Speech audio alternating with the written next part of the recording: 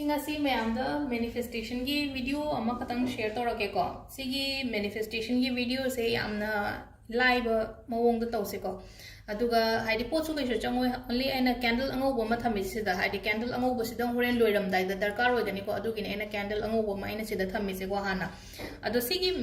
manifestation gi mawong hai tare ko technique hai tare sida ko haidi master Merlin kaina ga leiri ko haidi sise akoina father of spell ka hai ko haidi magi technique dagi hai tare ko haidi magi haidi mawon dagi simple macha technique akoina araiba ma lotho oga hai petang ai mayam da share torok ni ko ado tawsu tawbiyo ko haidi aduga horen last ta prayer gumba hairakpodo prayer se english study oi ado maiteron da dum akoina hainingba mawong da hairasu kaisho kaite ko ngasai understand tawraga pot se ina pami se sini haibdo ko adum akoina maiteron da dum haise ko english ta haide ya de haiba leite ko ado english ki su ai makha da description da ibo budi irake ko haipetang pabiyo aduga haide adum aina kaino tawningba mawong da haitare ko aina hainingba mawong da dum haibe ya mi amaga manade na haidi aina pami poche amana relationship haning bay amana thabak phangning bay amana exam gi ne hara se ko haidi angangai leina ko haidi exam gumba thaba ko pa mama leina ko aduga haidi yum kai shaning ba khotning ba leina ko haidi age ama yora agadi khoi yum mama haidi phazana yum kai ma phazana saraga lening ba khopa aduna haidi mi gi apam ba se tongan banina adumaina prayer du so ishana khitang di sem do ko point me am to ado ai na di ha petang ai gi mong da hai tare ko aina pam ba sum mong atum ba da hai ra ge ado song gi na song gi apam ba du gi matung ina prayer du da horing khitang sem do pi ba ma ko ado si step by step ai tam na hai ra ke ko phasana tabiyo ko aduga sigi manifestation gi keno se technique se haidi amma khatang da sina da ya de haiba leite ko aina hoje pame ba aina haido haidi job oigera relationship oigera natraga exam oigera aina hazi aina hoji darkar oiriba poto adudo ina tobiyo ko ado step 1 dagi dum horase ko step 1 se khwai first da kaino hai kan se da ko aina kino ma mang ne baina mang ni sai tare ko aina pame pot se ko aina mang gi ba mang do hai tare ko mang phauna na bagi damakta hana mang do amuka haidi lena ko mishalaga tapna mit mishalaga tapna haidi mang ba ma darkar oi no ko haidi mishalagi keno to bodo haidi pot se ai mamang da leire ko sumaine tawre ko yam phazare natraga haidi phange sigi mong da leire ko ai gi apam bagi mong da hai tare ko adumaina tasengna khallo ba aina pamba oiragadi aina hoje pami ba poto tasengna khallo ko haidi yum saba pambra job pambra natraga relationship haba pambra natraga money related issues kumba du maina leiba ko haidi adu aham bagi ko first point na in haise ko haidi yum job relationship money nangi first priority do hai tare ko haidi amma do hana khallase ba mathang da khallase ba ko yum natraga job karamba mong da kamaina saga da ge kaina ko haidi aham bada haidi yum job se ama khalle na ko ina ngasai ohumari pi gi do aina pame po ama khalle natraga karamba mong da kamain to ba haidi karamba job na aingon da hena chana ga da ge ko aduga paisa gi da ha se ko haidi paisa se kayam darkar oige aduga haidi ko paisa ashuk se kaina to ro ko adumai le ko aduga hum su bada hai tar ko si system macha ni ko isma se ko mathang da budget haira gadi ngasai gi aina yum sa do ba yum sa ba se da haidi paisa se ashuk haidi 40 lakhs or 50 lakhs or ko haidi 40-50 lakhs ki budget tu su dum nang imagine to ba haidi nang on da leire nang gi khut da leire nang gi upuda yaur ga leire kaina ga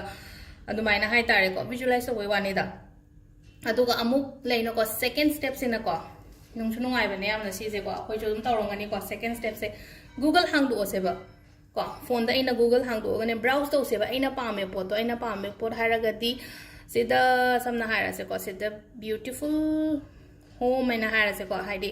beautiful home natraga haidi aina haidi job ki matang dani ka haira se ko haidi job to aina pame ba job to gi dejin da kaino do ngasai gi kaino do changaga haidi thabak to bo mi phajana ga to bolani sida aina yum haina thira bani na ko yum haina thira bani na sida yeng bio ko haidi beautiful home gumba se myam thole na ko yum phajaba ka phajaba ga se khalla ga sum aina hoji ji pame pon ni se haidi ka phajaba se smai to raga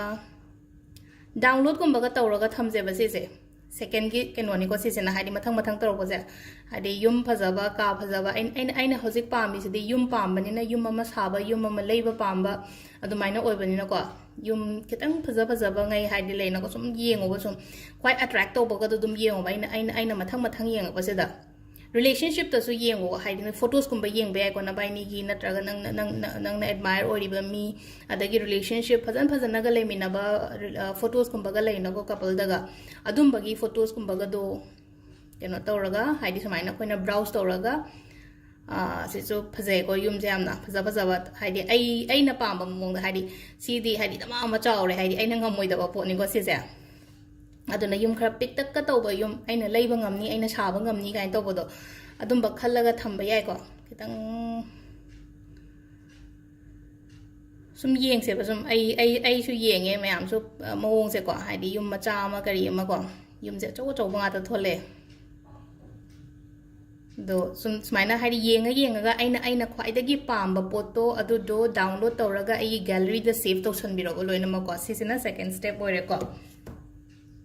aduga mathangi step sina akogi aina sa have the master Merlin and have the master Merlin dagi mateng ni se ba koi mateng ni se have sida kamaina to ga dage hai concept first ko candle ango ba machu ama ko ango ba hai se ango ba se hai di purity gi symbol ni ko ai ango ba se ai sheng ida na yam na to na ango ba machu in to se ko adu candle ama light to re ko aduga ngasa ina hai give do hai di mangondagi mating niraga akoina prayer ama tawse haibado aduga sigi prayer se ko ngasi hauraga di ngasi ama tawren khallase aduga lakadoriba purnima numita so ama tawbiyo ko aduga aina hajik pame pose phangdri phawba adum tawbiyo hapta amda noma khatang kai khoga ngatang tawbiyo se adung ngasai na aham bai tu explain to baka tang ni na ko hari si to na hari ngatang khallo aduga phone da phak to yeng nang na pam pot ma'am do hari picture ama ni save to sallo adugi matung da candle se light to rani aduga hai ga da prayer sin na kai no hai consider ko ai ha petang hari aham da english ta hai rakke ko adu to ko na dum translate to rase ko khoi first da hai ga da say dear master Merlin,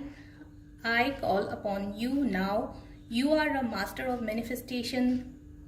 Please bless me with my dream house. I request you to please remove all the blockages in this house plan. It is my wish to buy my own house as soon as possible with my family with ease and joy. Please help me manifest this dream to buy a new house with your blessings. Sida hathu tawbagi darkar su ye tapna gyan ta na hai tare ko sida hai se ko haidi aina kore ko haidi master Merlin haidi aina haidi ko I call upon you now aina haidi sombu kauzare aduga haidi nang se manifestation gi master ne aduna aingonda chanbi duna aigi yum se leiba ngamna bagi hai tare ko sida ko aigi yum se ai chanbi duna aigi se yum leiba ngambagi shakti pibiyo hai se ko aduga amana haidi ain aduga request to tawjari aina so haijari aduga aigi lambi da leiriba ayeda pan mayam se loina chalhan bi rase aduga aina ningjari ba pot se aina ningjari ba aina yum lege na khali ba se am thuna leiba ngai ngamba oihan biyo aduga aigi family ga nuai ai phana pan bo oijage aina haibne ba se da hai se ko ado hadi nangi blessings pibiyo na adumaina atara khatang aigi mong da hai ko adu khitang khara aina hai ki bai mong se ko adum som so hai petang khitang ithoga aduga aina haining ba mong da dum hayo ba aina se hadi plan tawraga kholaga kemta na te ko hai petang sum ai haji ai chindagi sum thopo do adu ngai te udine ba aduga hadi I bagi mo ai khitang ideas oina ba hadi khitang ideas to oina bagi damak ai description da bodi mati kam irake ko adu hadi chakmana na sumaina tawda ya de hai ba lete ko khara dum sumaina sigi mong se igadam ne na si mong se da pagadam ne na hadi prayer se hai gadam ni na hai bagi kaitang akoi da idea oina bagi damak ta ne ko ina hai se ko timeline tham gano gyan ta na nung dang gum ta to ko hathu to gano ko aduga phangri phawa to hai raga di ko hai di aina pot ama haji khali se job oiro na track exam gi ro ko sigi pot se phangri phawa to bi ko thajaba thammo ko be faith thambiyo isha da ko thajaba thambiyo aduga sigi aina ningi ba aina niri ba pot se phanga matungda kamaina tawgadage hai kan se da piron mingon da ko haidi mingon da phi dan tawo phi leiraga ko haidi piron setna ba ya ba piron gumba oiro na traga blanket ne haira se mo pa phidak ne haira se ko kitang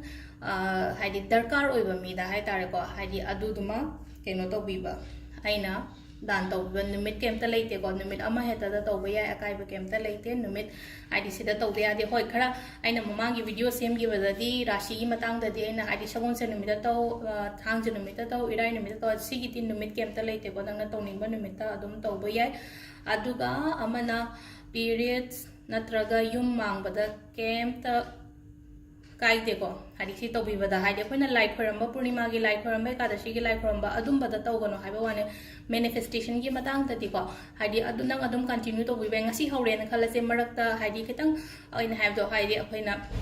hachang singakta kholakta sugum bazde amu question apa ya ba hadi marakta hachang singaktra di have kashugai di iru jathoga phajana tawbiyo ko aduga yum mangbu khotpa kemta keno tawde aina sise aina apamba manifest tawbanina hadi yum mangbu ga mari lena de ko lai khoramba katang da e katang avoid to ko hadi duk thabo khotpre tawna dabanina hadi yum mang matam da duk thagono khot kono adu katang ne haiba ko adu sigi oina di kashugai de ko matam numit kemta leite hapta sida nangna asangba numit amada tawbiyo tawningba matam amar tawbiro ayukta tawgera nungdangda tawgera Nindinda tau kera ko kitang chikpa timing kumba tau biyo ay concentrate tau bangam na ba ado sida laire ngasi gi su happy tau raga ye ngase mamang tau wata manifestation tau gi ba kot ki ba me ama sum haidi result tau ko na phangi khang bani na ko sima su try tau ba yai na makal makal adum tau se ko thank you